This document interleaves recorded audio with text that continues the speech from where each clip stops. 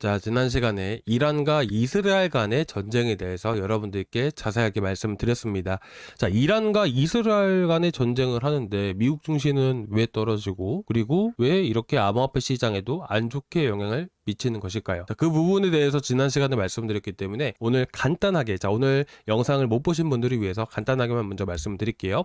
결론만 두고 말씀을 드리게 되면 이란이 호르무즈 해협을 봉쇄를 하게 되었을 때는 당연히 유가라는 게 올라갈 수밖에 없습니다. 호르무즈 해협이 원유 수송을 하는데 가장 중요한 길목이기 때문이에요. 그렇다 보니까 이제 어떻게 보면 호르무즈 해협만 지나가게 되면 사실 금방 원유를 이렇게 이송을 시킬 수가 있는 것인데 호르무즈 해협을 봉쇄를 시키게 돼버린다면 쭉 뺑 돌아서 가다 보니까 아무래도 원유에 대한 수급이 원활하게 진행이 되기가 많이 어렵겠죠. 그래서 유가 상승으로 자연스럽게 이어지는 부분들이에요. 근데 어쨌든 호르무즈 해협이라는 게 그래서 이렇게 중요한 부분들이고 봉쇄를 하는지 여부에 따라서 시장에 단기적으로 봤을 때 좀 더 영향을 줄 수 있는지 아니면 좀 더 이제 시장에 큰 영향을 미치지 않고 단발성 이슈로 해당이 되면서 바로 회복을 해주는지 이 여부가 결정이 될 겁니다. 그래서 이번 전쟁에 대해서 어쨌든 이란과 이스라엘 간의 전쟁이 아니라 이 사이에 미국이라는 나라가 현재 껴 있습니다. 이미 CNN에서 여러분들께도 제가 이제 기사를 보여드렸다시피 미국이 이란을 타격을 하고 있다. 작은 공격이 아니다. 라는 내용을 CNN에서 보도했다라는 것을 여러분들께 한번 보여드렸었어요. 그래가지고 지금 어쨌든 시장에 영향을 미치고 있는 부분들인데 그리고 한 가지 더 여러분들이 보실 게 뭐냐면 미국 증시에는 아직까지 큰 영향을 미치지는 않고 있습니다. 그죠? 한번 하락세를 보이다가 또 회복을 해줬잖아요. 그래서 아무래도 저는 그렇게 생각을 합니다. 월요일날 새벽에 미증시 열릴 때 과연 어떤 흐름들이 나왔는지 이게 가장 중요할 것 같아요.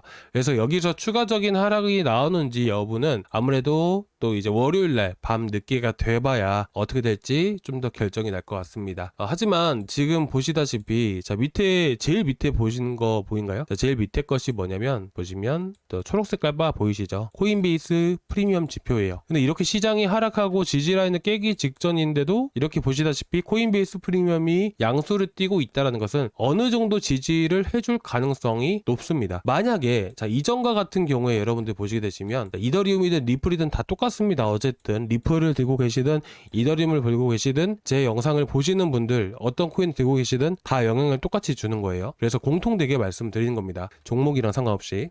보시게 되시면 이전에 지지라인 깰 때도 양수 유지해주죠. 그러니까 지지해주고 다시 한 번 더 반등 보여주죠. 근데 그때 보면 어떻게 돼요? 음수로 전환되죠. 지지라인 깨는데 음수로 전환되는 상황이 나오다 보니까 어떻게 돼요? 지지 못해주고 또 어떻게 됩니까? 급락 나와주죠. 그쵸? 보세요. 그럼 지금은 어떻습니까? 양수 유지해주고 있죠. 이 정도면 한 번 더 지지라인을 내려오더라도 깨더라도 다시 이런 식으로 회복해 줄 가능성이 높다. 요 정도로만 여러분들이 보시면 되세요. 그리고 제가 이것만 가지고 여러분들께 말씀을 드리는 게 아니고요. 만약에 시장에 엄청 크게 리스크로 반영이 되었다라고 했을 때는 채권 금리가 어떻게 될까요? 채권 금리가 이렇게 보시다시피 크게 하락을 할 수밖에 없어요. 이 하락하는 구간들을 볼 때 여러분들이 보셔야 되는 구간이 어디냐면 지금 밑에 거는 이더리움인데요. 이더리움이나 리플이나 거의 비슷한 흐름들을 보여줬으니까 대표적으로 알트코인의 대장인 이더리움을 보여드리는 겁니다. 보시면 현재 미국 10년물 채권입니다. 보시면 쭉 떨어지죠. 이 당시에 이더리움도 같이 떨어지게 됩니다. 그리고 보시게 되시면 이때도 마찬가지로 떨어지죠.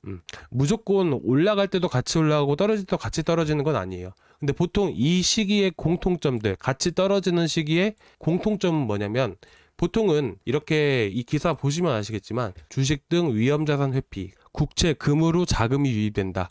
국채나 금이 뭡니까? 안전자산에 해당이 되는 것이죠.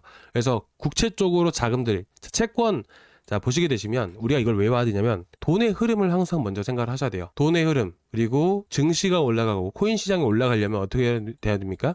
위험자산 시장으로 돈이 흘러가야겠죠. 그렇죠? 반대로 시장이 안 좋아요. 경기가 많이 안 좋고 경제도 무너질 것 같아요. 그러면 이 돈들이 어디로 올라갈까요? 위험자산 시장에 들어가게 되면 손실이 어마어마할 건데 당연히 안전자산 시장으로 흘러가겠죠. 안전자산 시장에는 금이라는 것도 있고 국채, 채권이라는 것도 해당이 됩니다. 그래서 보통은 채권으로 돈이 많이 쏠릴 때 이 보시다시피 10년물 채권도 많이 하락을 하게 됩니다. 그렇죠? 그러면 우리가 먼저 여기서 체크를 해봐야 되는 게 어쨌든 이 차트 안에서도 지지 라인이라는 게 있을 거 아니에요. 그렇죠? 그럼 그 지지 라인을 우리가 체크를 하는 거예요. 그리고 마찬가지로 보시게 되시면 자, 이렇게 보시면 될 것 같아요. 자, 보시면 어때요? 위에 건 채권입니다. 채권 바닥 찍죠. 채권 바닥 찍죠. 이더리움 바닥 찍죠. 이더리움 바닥 찍죠. 그래요, 안 그래요? 이 흐름만 봐도 충분히 우리가 어디서 지지 나올지 알 수 있지 않을까요? 그렇죠? 그렇죠? 그리고 그 다음에 보게 되면 어때요? 그 다음에도 자, 보시면 바닥 찍죠. 바닥 찍죠. 바로 회복해주죠. 바로 회복해주죠. 그렇죠? 여러분들이 이런 걸 보셔야 돼요. 오늘 이걸 처음 보시는 분들도 계실 거예요. 자, 그리고 나서 보시게 되시면 지금 이전 지지 라인이 딱 여기에요. 그쵸? 그럼 여기서 반등을 강하게 보여줄 수도 있겠지만 여기서 반대로 추가적인 하락이 또 나올 수도 있지 않을까요? 이런 급락이라는 게 한 차례 나와졌을 때 3.852%까지 추가적인 하락이 나오게 된다면 어쨌든 여기서 바닥 찍으면 바로 반등 나와졌을 때 추가적인 하락이 나온다 하더라도 내려왔다가 다시 한 번 더 반등해주는 이런 흐름들이 나오지 않을까요? 그렇죠? 그래서 저는 이렇게 생각을 합니다. 지금 여기 구간, 자 지금 자리에서 지지해 줄 수 있겠지만 우리가 3.852%까지는 좀 더 열어두자. 여기서 반등 나오게 되면 이더리움도 바로 반등 보여주고 리플이든 전체적인 반등을 보여줄 것이다. 그렇게 되면 좀 더 하락폭을 열어두고 봤을 때 현 시점에서 대략적으로 한 245만원에서 250만원 구간을 저점이라고 보자. 이렇게 말씀을 드리고 싶어요. 아시겠죠? 오늘 리플도 같이 한번 볼까요? 리플도 똑같아요. 사실 뭐 리플이하고 다를 건 없죠. 그래서 리플 같은 경우도 대략적으로 저는 한 1,500원까지 이 정도까지 보시면 될 것 같아요. 아시겠죠? 그래서 리플 보유하시는 분들은 이렇게 보시면 될 것 같고요. 지금 10년물 채권으로만 봤잖아요. 테더 도미넌스도 마찬가지예요.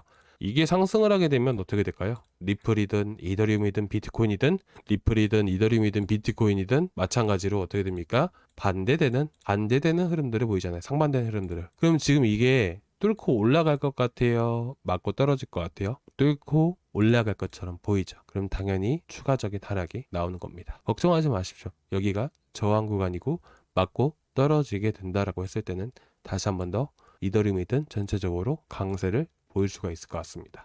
딱 이 정도로만 보시면 될 것 같습니다. 지금 시기가 절대로 안 좋은 건 아니에요. 그리고 제가 항상 말씀드리지만 이렇게 바닥이 찾아왔을 때 우리는 또 수익을 볼 수 있는 좋은 기회가 찾아왔다. 이렇게 여러분들이 생각을 하시면 좋아요. 제가 저번에도 이렇게 시장 이렇게 봐야 된다. 우리가 또 크게 수익을 볼 수 있는 시기가 또 찾아왔다. 라고 말씀드렸었죠. 지금 반등 나온 지 고작 해봐야 2, 3일밖에 안 됐어요. 그죠? 근데 그동안 여러분들께 추천 나간 게 뭐예요? 휴미디파이 얼마나 올랐어요? 50%. 그리고 미라 네트워크. 지금 다 저희 영상에서 다 나갔던 것들이잖아요. 미라 네트워크 몇 프로? 45%. 지금 이것들 영상에서만 나간 게 아니라 저희 구독자 방에서도 나갔잖아요. 스팀코인 50%. 얼마 전에 매도했고요. 이번 주에 다 매도한 것들이에요. 휴미디파이 45%, 그리고 마찬가지로 미라 네트워크 45%, 90%죠. 스팀코인 50%, 145%죠. 여기다가 사하라 AI까지 200% 넘습니다. 지금 고작 2, 3일간에 이렇게 수익을 봤던 것들이에요. 내려오면 여러분들께 구독자방에서 항상 말씀드리고 영상에서도 같이 나가고 있으니까 여러분들이 웬만하면 구독자방도 같이 한번 체크해서 보셨으면 좋겠어요. 그래서 지금 그래서 내려오게 되면 구독자방에서 이렇게 추천도 드리고 할 거니까 너무 걱정하지 마시고요. 지금 또 바닥 나온 겁니다. 바닥 또 올 거예요. 그러니까 너무 걱정하지 마시고요. 아시겠죠? 그래서 고정 댓글란에 이 링크 타고 들어가시면 저희 구독자방 바로 들어오실 수가 있으세요. 그래서 링크 클릭을 하시면 이 페이지 눌러주시고요. 이 페이지 뜨면 실시간 소통방 입장 이거 하나 눌러주시고 제출 버튼까지 눌러주시면 저희 구독자방 바로 들어오실 수가 있습니다. 그래서 이번처럼 또 50%, 70% 넘게 올라가는 것들 지금 이제 구독자분들이 다 인증을 또 해주신 거거든요. 그래가지고 이런 식으로 해서 저희 또 추천 나가고 할 거니까 너무 걱정하지 마시고요. 아시겠죠? 자, 이렇게 해서 여러분들이 좀 보셨으면 좋겠고요. 오늘 내용 다시 한 번 더 정리해서 말씀드릴게요. 지금 어쨌든 호르무즈 해협 봉쇄 여부가 일단 현재로서는 가장 중요하다. 이 여부에 따라서 어떻게 결정이 될지 모르겠지만 이거는 이란 쪽에서 발표를 하는 거겠죠. 그래서 이 부분이 아마 다음 주 월화 안으로 해서 시장이 먼저 반영이 되기 시작할 겁니다. 그런데 이것들은 아무래도 발표가 될지 안 될지 이 여부에 따라서 또 달라지는 거다 보니까 우리가 어쨌든 또 걱정이 앞설 수밖에 없잖아요. 그럴 때 우리가 지표를 보는 게 뭐냐면 결국 이 채권 금리를 우리가 봐야 돼요. 그렇죠? 채권 금리가 이렇게 하락을 한다라는 것은 말 그대로 또 이제 시장이 전체적으로 이제 채권 쪽으로 해서 자금들이 많이 쏠리고 있다라는 의미가 되는 것입니다. 그래서 결국에는 이 채권 금리가 현재 차트로 봤을 때는 3.852%가 현재로서는 지지 라인이다. 현재가가 지지라인, 그 다음 지지라인은 3.852%. 근데 저는 한번 이탈했다가 움직일 가능성이 높다라고 보고 있기 때문에 한 차례 알트코인들이 추가적인 하락을 피할 수는 없다, 불가피하다, 이렇게 보고 있습니다. 그래서 이 구간들과 그리고 채권에 대한 흐름들, 바닥 찍을 때 똑같이 올라와주고, 그렇죠? 그리고 테더 도미너스도 저항 구간을 맞는 흐름들 보여주게 되면서 이렇게 움직여줬을 때 마찬가지로 올라오는 흐름들이 나와줄 수 있다. 이 정도로만 여러분들이 보시면 될 것 같습니다.